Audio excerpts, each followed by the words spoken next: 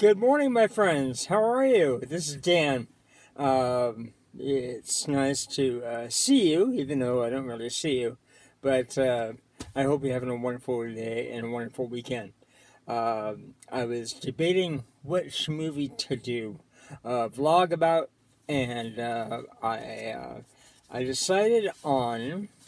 Uh, uh, I have a lot of movies running through my head for some reason, like movies I think will be coming up soon, like uh, Harvey with James Stewart and Harper with Paul Newman. Probably like a three review of some of Paul Newman's work because I really like his films a lot. Um, and some of the stuff. But this morning I decided, since there's a lot of information right now on the internet about the last James Bond movie with Daniel Craig that just came out on Friday, No Time to Die, I thought I'd do a little video about the Bond movies. So, and some of my favorites and some of my memories of seeing them. So, here we go. Um, a lot of people have their favorite Bonds, Bond actors. I would say my favorite is uh, probably the first, Sean Connery. Such a talented man. He was wonderful as Bond. He had the humor, but he didn't overplay it, which I really enjoyed it. He didn't overplay anything. He was just Mr. Cool. Mr. Cool of the 60s. He was also in a Bond film that I have not seen, Dr. No, the first one. Um, I can't really comment on it. I haven't seen it. But From Russia with Love, there's a great fight scene with Robert Shaw, classic, on a train. Wonderful, wonderful scene.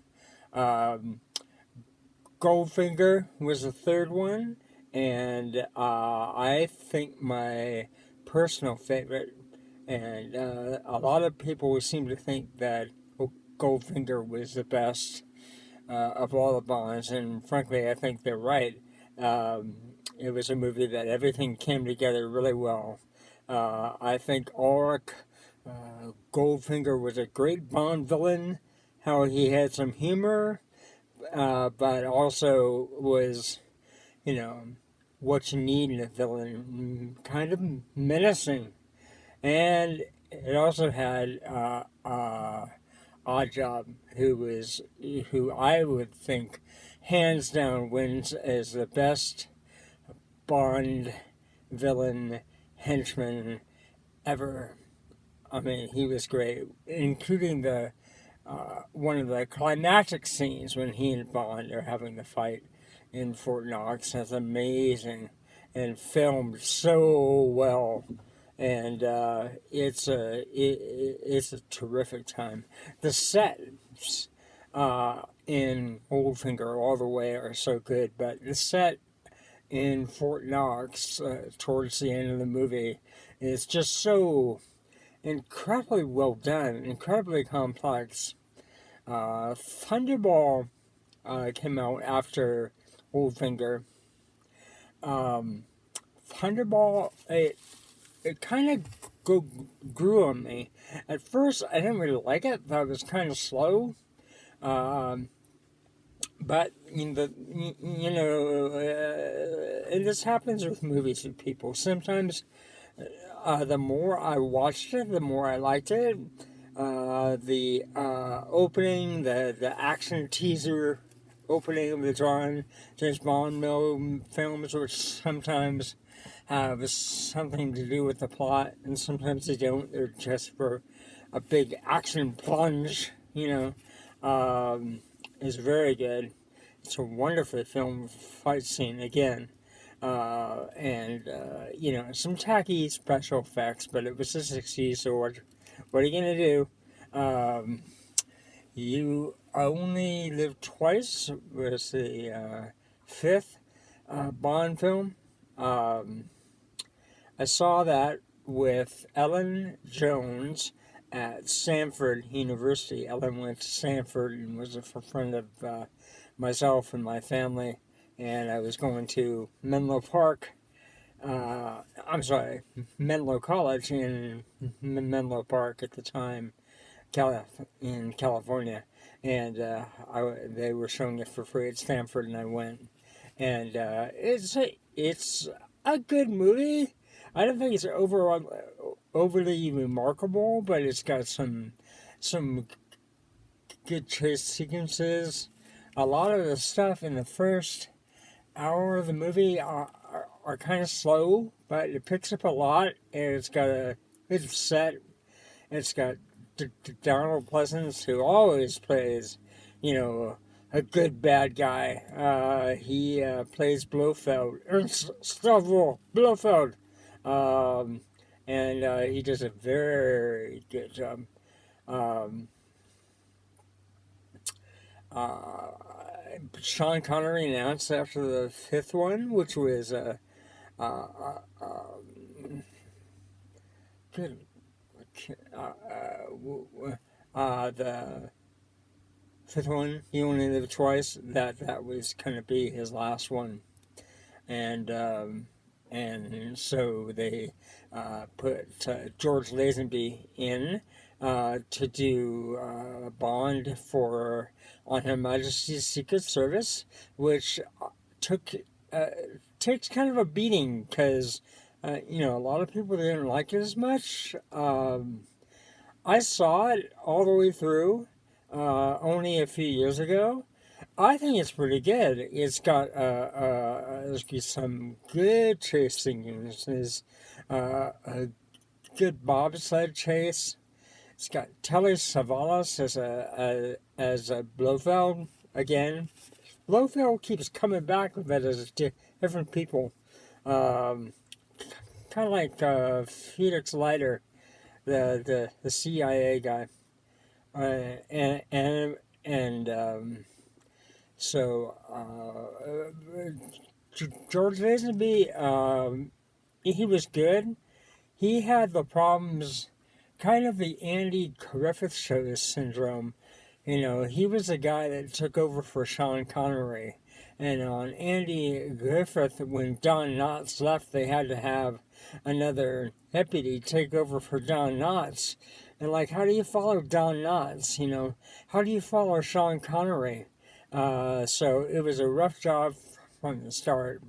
Uh, but the film is good, and it's got a true love story, which you don't see in the Bond movies because the focus isn't on love in the Bond movies. The focus is on the action and the plot, the story, and romance. Not romance, but love kind of takes a back seat. Um, but it was a very unique movie with a wonderful soundtrack and a wonderful theme song. We have all the time of the world performed by Louis Armstrong, which they use a lot in the movie. So it's a good film with a very sudden ending. Um, but George Lazenby, people think, oh, they fired him because it wasn't very good. No, well, that's not really the case. They fired him because Lazenby wanted too much money for the next Bond movie. When On Her Majesty's Secret Service did not do as well as the Sean Connery one, so the producers were like, well, why should we pay him more when the movie didn't do as well? It would have been interesting to see what another Bond film with George Lazenby would have looked like.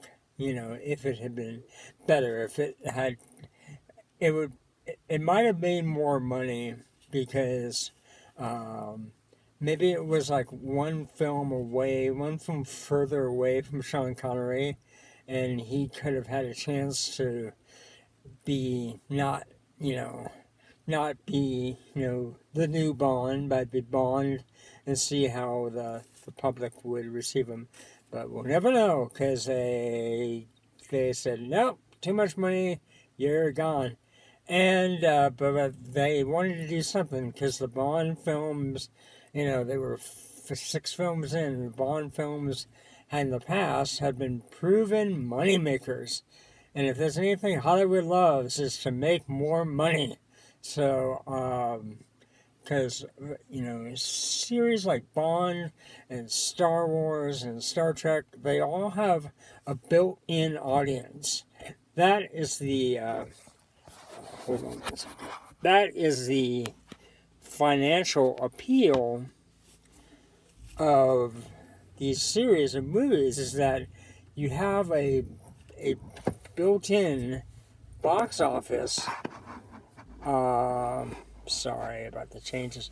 Of people that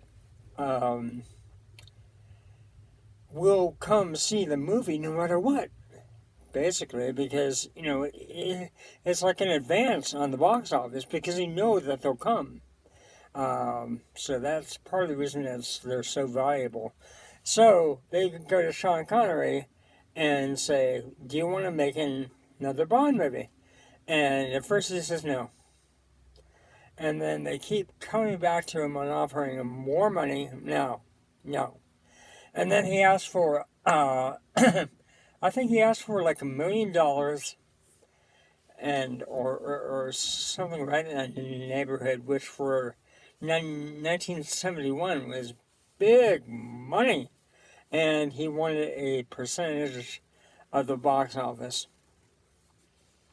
And they said yes. They felt like, well, we got to go with him because he's the Bond that people want to see. So they hired Sean Connery to come back, and he did Diamonds Are Forever, which I think is one of the definitely one of the best Connery movies and one of the best James Bond movies. Partially because I like Las Vegas, and a lot of it is filmed in old Las Vegas when it wasn't all built up. Anybody who goes to Las Vegas now, I like the city, I like the town, but it's so big. It's built out, further and further, which makes sense because it's not really a problem because it's right in the middle of the desert and there's nothing but space.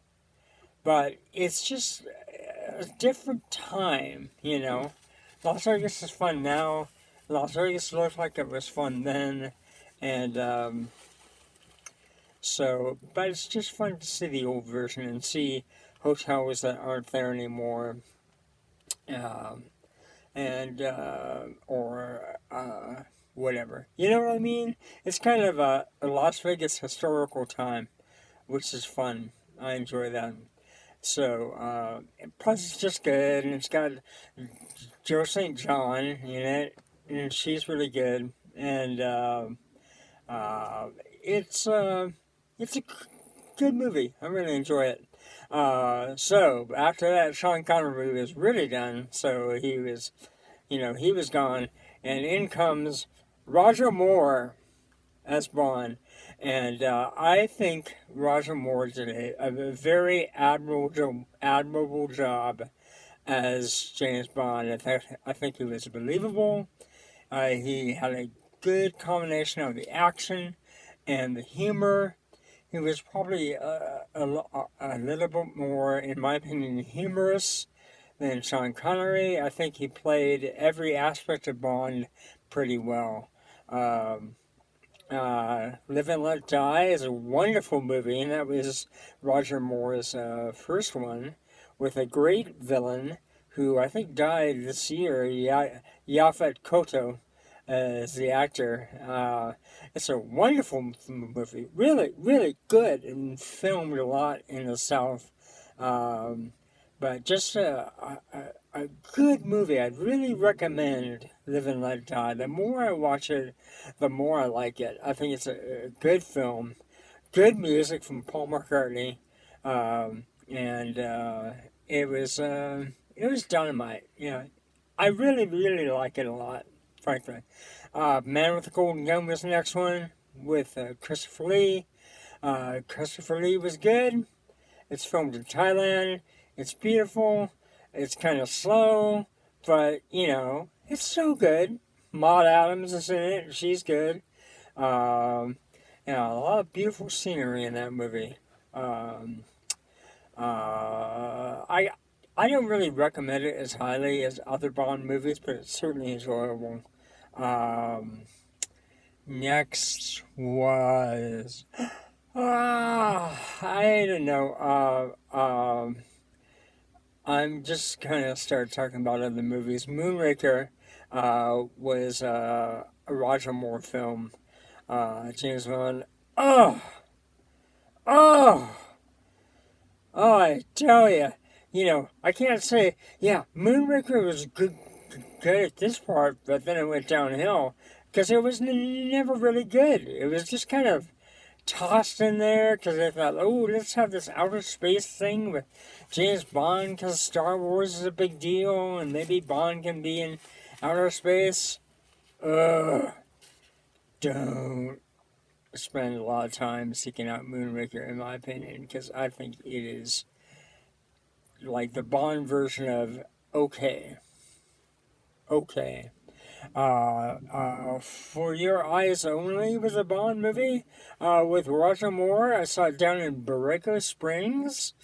I was down there with some other families, and the parents were trying to get rid of the kids for a little while so that they could have some fun. And we went to this little theater and saw For Your Eyes Only.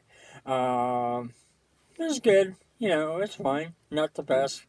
Um, The Spy Who Loved Me, I thought was probably the best um, Roger Moore Bond movie. Maybe The Spy Who Loved Me and Live and Let Die would be right in a tie. Um, Only because part of the reason is Roger Moore, I think, was the perfect age for Bond at the time. Roger stayed a little bit too late at the party, I think, as Bond.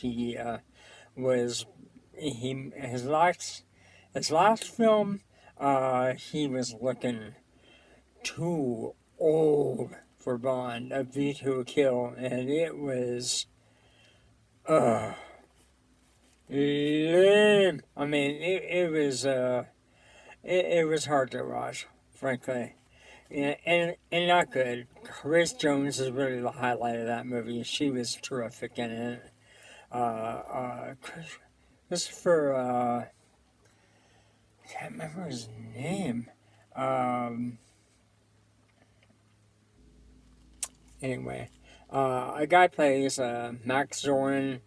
I'll think of his name 10 minutes from now, I know. Uh, uh, and he plays him too over the top. The whole movie is too over the top, and Roger Moore looks like he's like 802. I mean, he's looking pretty old. Um, Not 802, but maybe 62, 72. And he was just too old for the part. So that was his last one, and here comes the new uh, Bond after him was wonderful. I think in the Living Daylights, I thought the Living Daylights was a thoroughly enjoyable movie with great stunt work and good actors and a wonderful theme song by Aha called, honestly, shockingly enough, The Living Daylights. I thought it was a fun movie. It was good. Then it just got too icky in other movies. It got too serious too quickly until we get to Daniel Craig, who came along.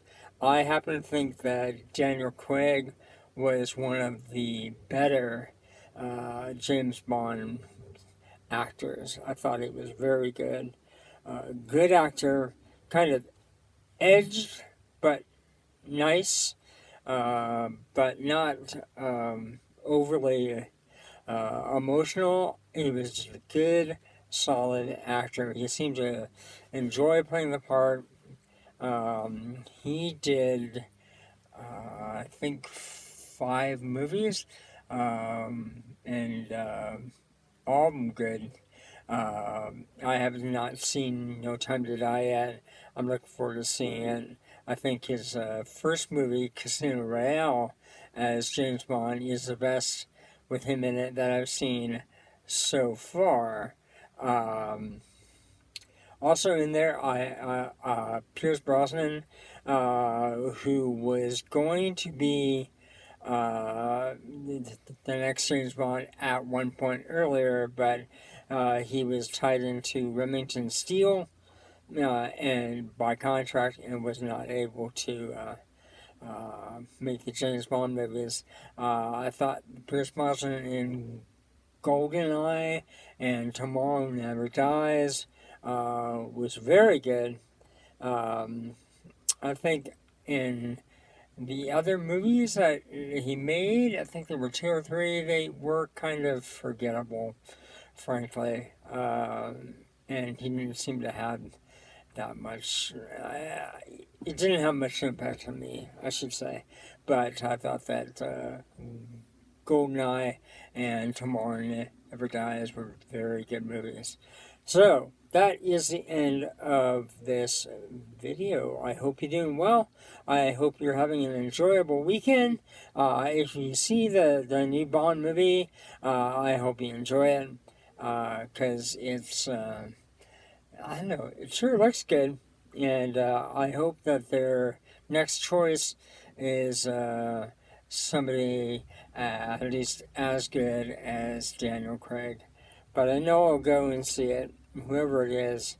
And in this time of COVID and things being unsure and things being different and all this stuff, I'm glad that they were able to actually release the James Bond movie and that we'll be able to see it in theaters. I'm really happy about that because I think, the Bond movies are very expansive and in your face and just exciting, and I think they need to. I think that you miss something just watching them on TV. Timothy Dalton, that's the name I was trying to think of. Made the living daylights. I tell you, I'm getting old. Anyway, I'm just joking about the old part, really. Timothy Dalton. Sorry, Tim. Oh, okay. Hope you're doing well. I'll see you soon. And we'll talk about other movies. Okay? Bye.